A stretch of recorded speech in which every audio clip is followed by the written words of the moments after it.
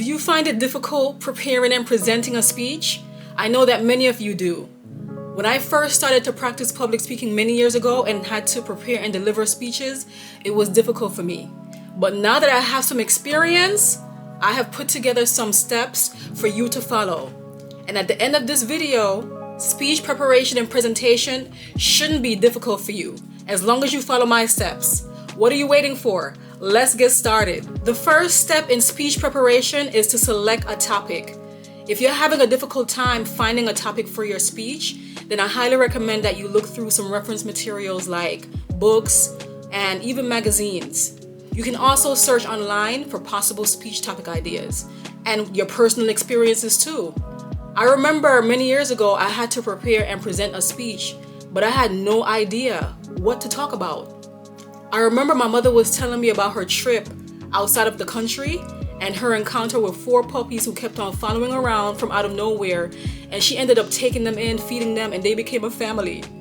And so I wrote my speech about that encounter that my mother had with the 4 puppies. So your personal experiences are also a great area that you can tap into for possible speech topic ideas. So if someone is getting married or having a baby, or maybe you're going on a trip, you can definitely find some speech topic ideas there. So keep your eyes open.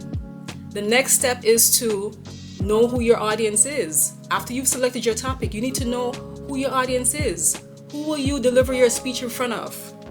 If you're delivering your speech in front of kids, for example, you need to make sure you're engaging and your information is interesting, because kids have a short attention span and you want to keep them interested in what you're saying from the beginning until the end. Well, it's the same thing for adults. Okay, when you're presenting in front of adults, you need to make sure the material is suitable for them so that you can keep them engaged and interested in what you're saying from the beginning until the end. The second step in speech preparation is to choose the purpose for your speech. Yes, it's important that your speech have a purpose.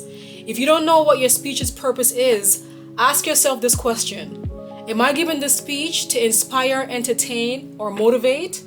The answer will come to you. For example, if the purpose of your speech is to inspire, be sure to include stories of people becoming successful after overcoming challenges.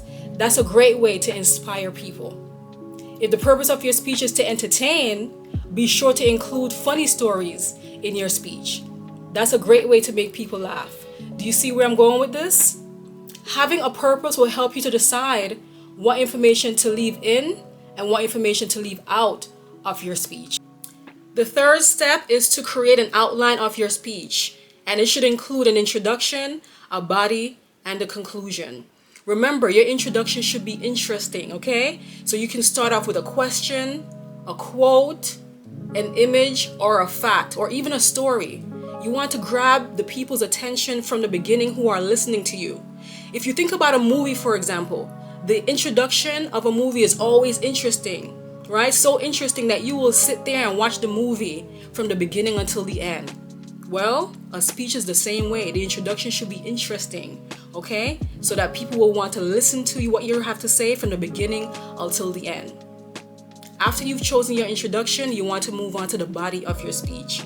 And this is the meat of your speech, okay? You want to make sure you pick 2 or 3 main ideas to focus on, 2 or 3 main ideas to elaborate on.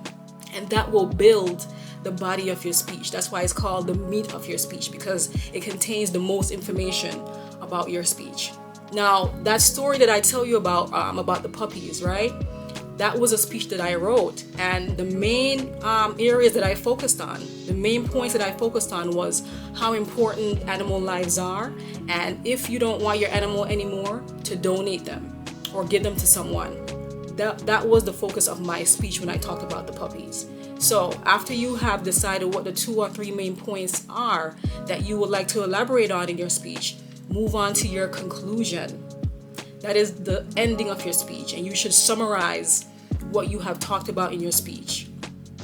Why is it important to have a conclusion? Because people in the audience or people who are listening to your speech won't remember your entire speech. So by summarizing, right? By summarizing what you spoke about in your speech, people will remember parts of your speech, and that's why it's important to have a conclusion. The fourth step is to rehearse and time yourself.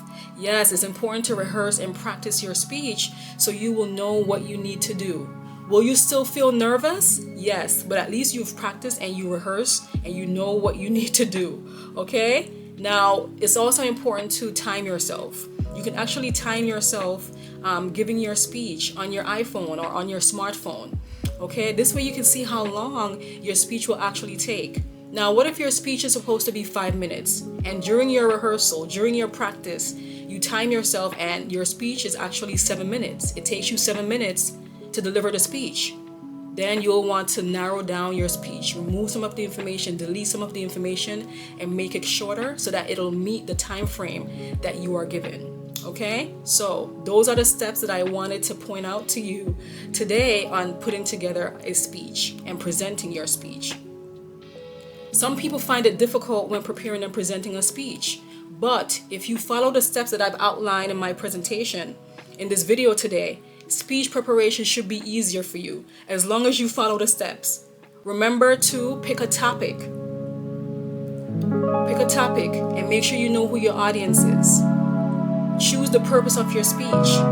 After you choose the purpose, create an outline. Your outline should have an introduction, a body, and a conclusion. And after that, be sure to rehearse your speech and time yourself. I hope you find these steps to be useful and beneficial. Let me know what you think in the comment section. Take care.